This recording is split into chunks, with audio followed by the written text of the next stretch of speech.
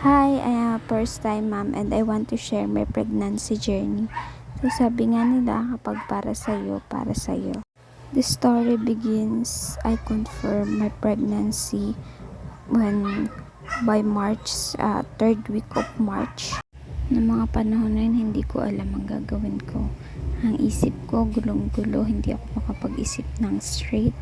May mga bagay, may mga oras na nakakapag-isip ako ng masama para sa sarili ko at para sa baby. Then umiiyak na lang ako. Araw-araw ako nag-pray. And hindi ko alam ang gagawin ko. Hindi ko alam kung ano yung magiging unang decision ko. Then, last week of March, Hindi ka ba naniniwala may pangalan? naranasan ko yung May pangalan niya. sobrang sakit ng puso ko, ng puwerta ko na umihi ako na puro dugo siya.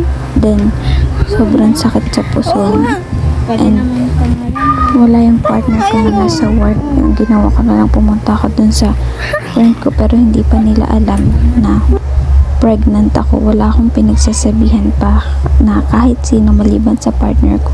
Kami pa lang ang nakakaalam.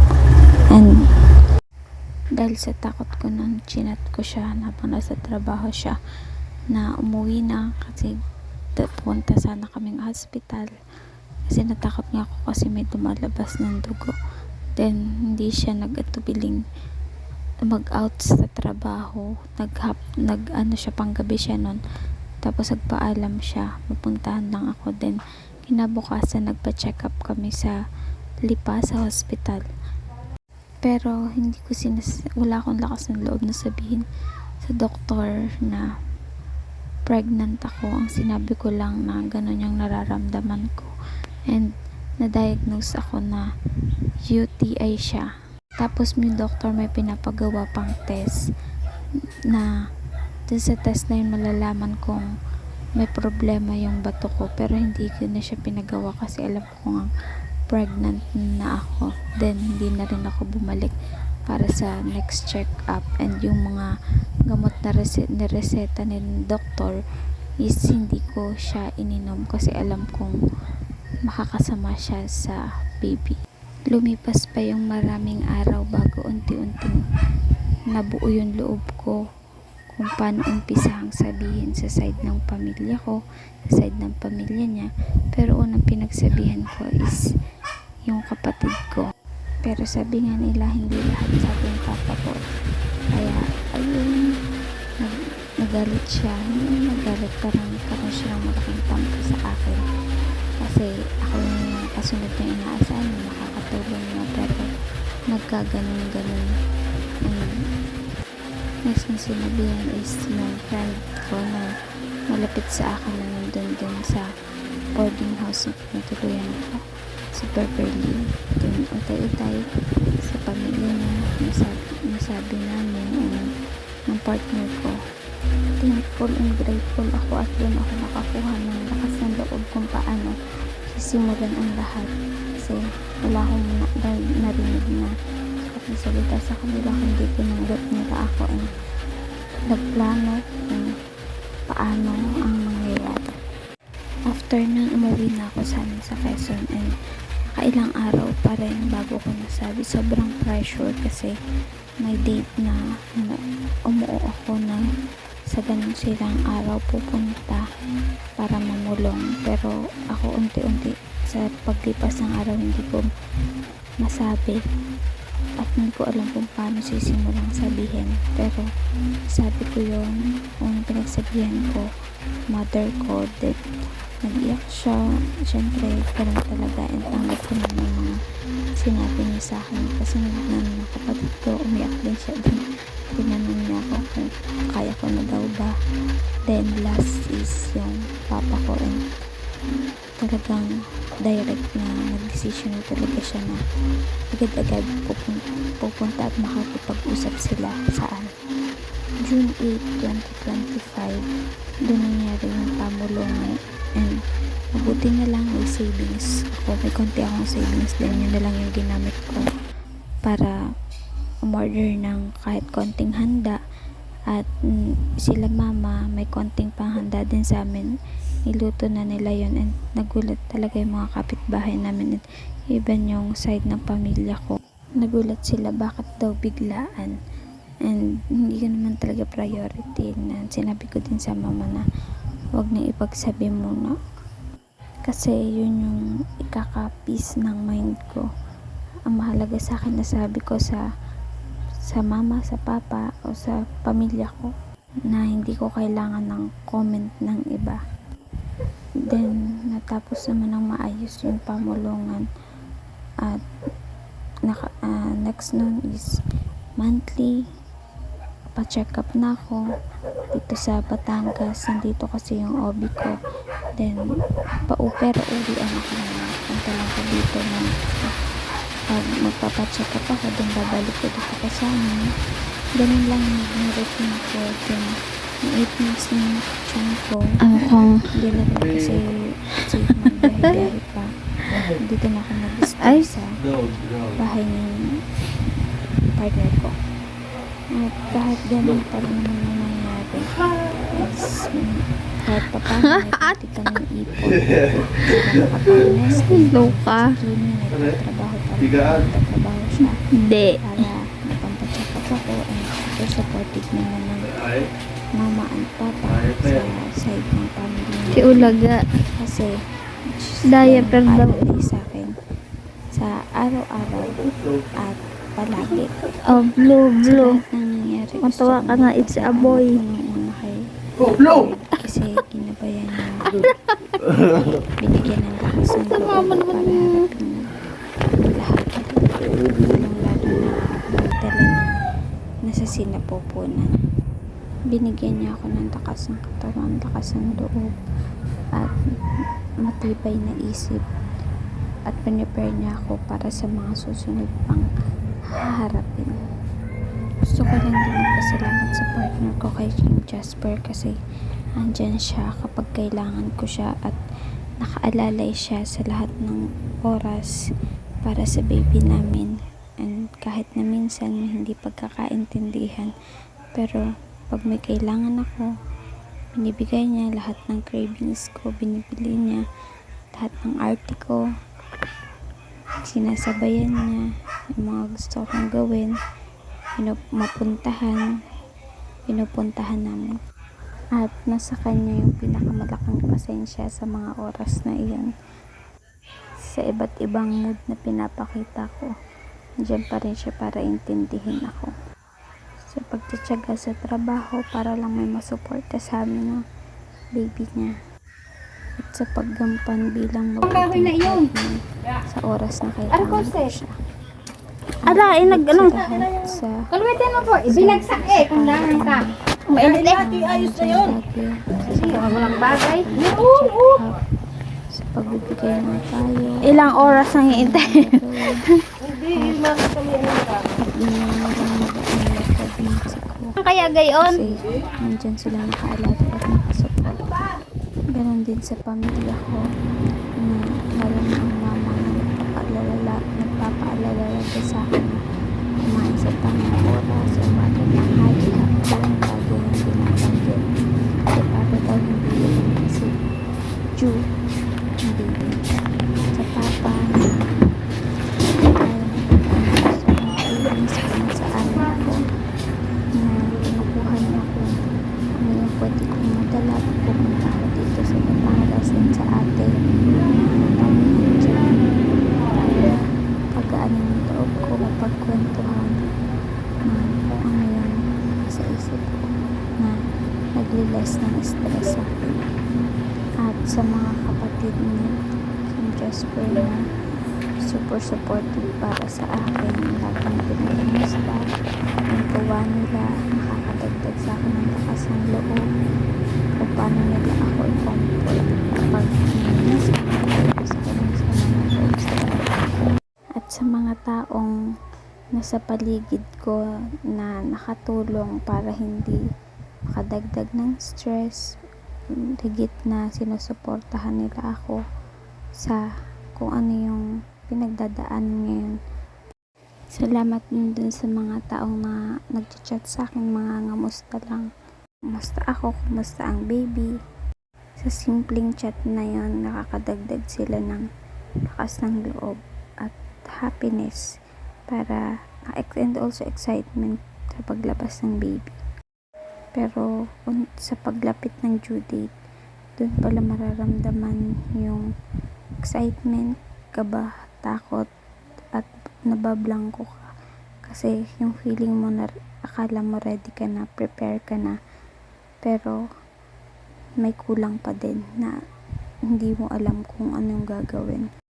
Ang bilis lang ng panahon na wala sa plano, pero nung binigay na ni Lord, dun mo mararamdaman na mahirap, pero siya pala yung kukumpleto sa'yo at bubuo at gagawin kang mas malakas pa na para sa mga pagdadaanan mo pa. Yung akala mo hindi mo kaya, pero unti-unti nung malalagpasan mo, nakita mo at sa sarili mo na kaya mo pala, na ikaw pala yun na mas sigit pa ka palang kayang gawin. Thankful ako sa pregnancy ko kasi napaka-smooth ng kung magbuntis, kasi unang-una hindi ako nakaramdam ng pagsusuka, pakahilo o pagkatamad sa katawan na hindi ko alam kung ano yung pinagdayahan ko. Siguro kasi kada may gusto ako, nakakain ko naman or nabibili ko naman na hindi ko alam na yun na pala yung pinaglilihihan ko. Hindi niya ako pinahirapan kasi hindi ako nagka-morning sickness at may mga gawain kaya ko pa talagang gawin kahit malaki na yung tiyan ko. Yung naging medyo konting kinakabahan lang kasi 4 months pa lang ako, 5 months pa lang yung tiyan ko. At namamanas na agad ako pag matagal nakatayo, lalo na pag babiyahe ako papunta dito, sobrang namamanas yung paa ko. Ang nakakatuwa sa pregnancy na to is yung kapag nagne-nesting ka na, yung mabibili mo na yung gamit ng baby, mga damit niya, yung mga diaper, kung ano-anong kailangan niya, tapos mahawakan mo, nire-ready mo. At habang papalapit yung due date mo, kailangan mo na mag-prepare na maglalakad-lakad ka araw-araw, kailangan mo magpatagtag at magpababa ng tiyan. And every morning, ga-effort akong gumising ng maaga para maglakad ng 30 minutes to 1 hour, magpapawis ng mag-isa lang. Siyempre, may mga trabaho yung partner ko, yung parents ko yung magagawin.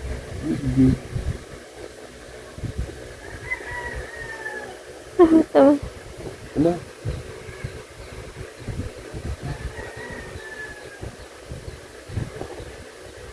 Hindi na basta ako, hindi.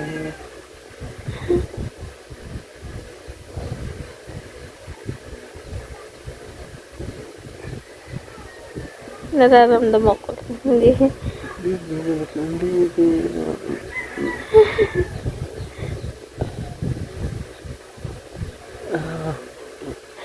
Taris. Ako naman gananin.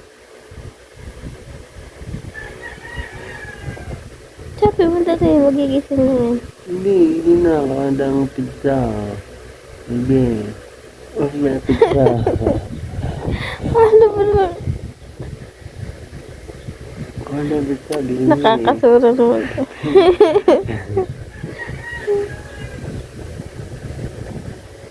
Kada pizza, baby. Nalado ka ito. Ay, wala.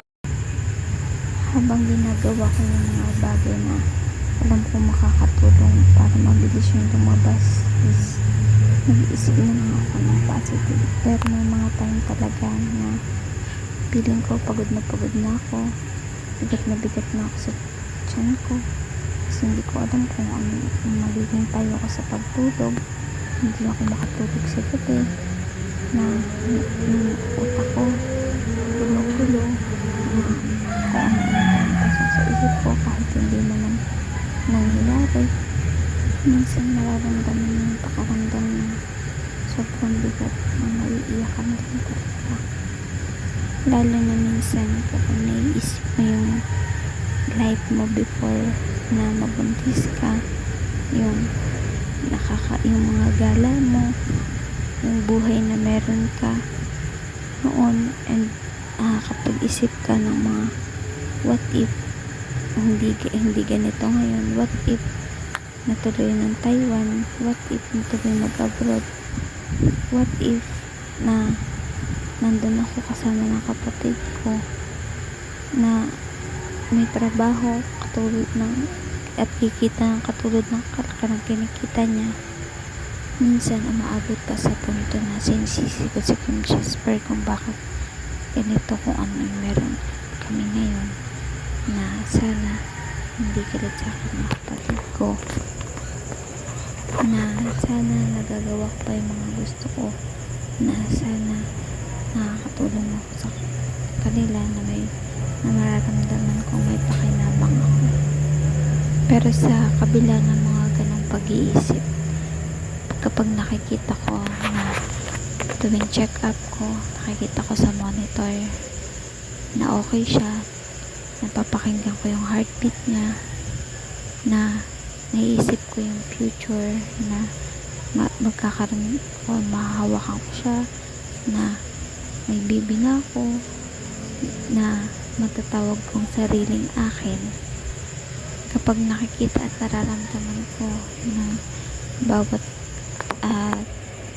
kibo niya, yung bawat kidbot niya sa tiyan ko, nararamdaman ko, nakakapagbigay siya ng pag-asa sa akin na hindi baling hindi kinalamansin kung ano yung dapat na nangyari na sa gusto kong mangyari, na iba na yung ngayon, na nilid ako ni God na sa bagong sitwasyon, kasi kaya ko at kakayanin ko, at alam ko na may naghihintay na mas magandang buhay pa at mas bless pa.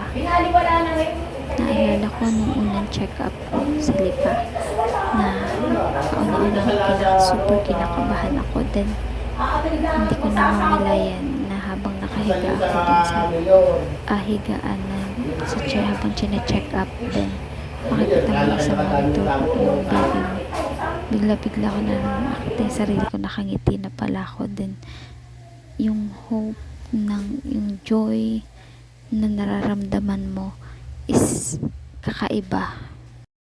At unti-unti nakaka-amaze na yung dinadala mo, ikaw mismo yung nagdala, na unti-unti lumalaki yung tiyan mo, then nag-grow siya ng healthy.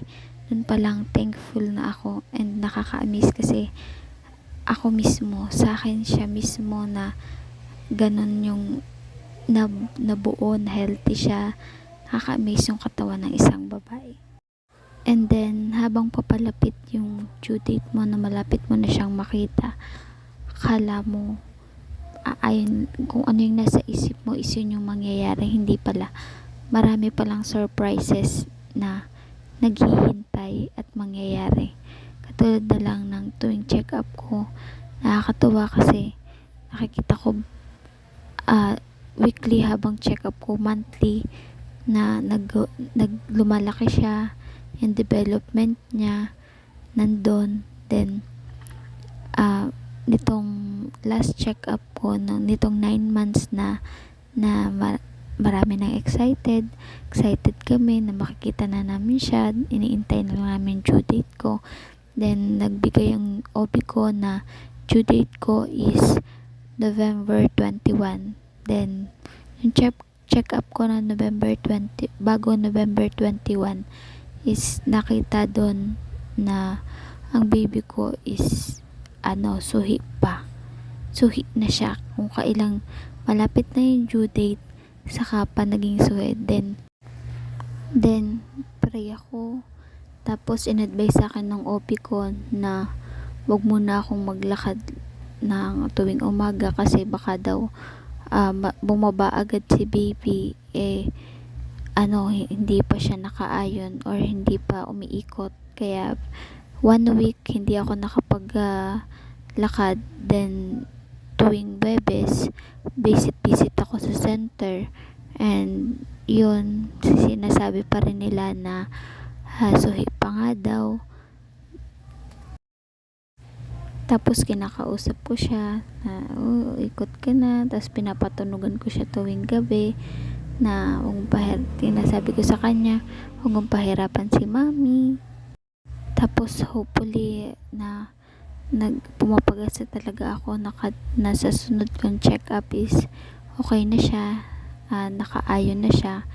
Tapos nung check up ko bago yung due date ko is naging thankful ako kasi naging okay siya, nakaayon na siya at healthy siya. Iniintay na lang na lalabas na lang talaga siya, naka-ready na siya dun sa puwerta ko. And then yun kasi mga araw ina-IE ako, naka-schedule ako pumunta sa lying in para magpa-IE, but nung kada IE sa akin is hindi bumubuka or hindi tumataas yung CM ng buka ng cervix ko. Then last na linggo or last na 21 to 25 yung due date ko, tapos last check up ko na siya November 26 is ina-IE ulit ako, pero hindi pa rin naka-open yung cervix ko. Tapos yung tubig or yung panubigan is sabi is naiiga na. So advice ng OB sa akin is CS na talaga siya. So doon na kami nagdesisyon kung CS or normal at kung saan ako manganganak. Then salamat sa mga taong tumulong sa akin na magdesisyon sa mga oras na yun.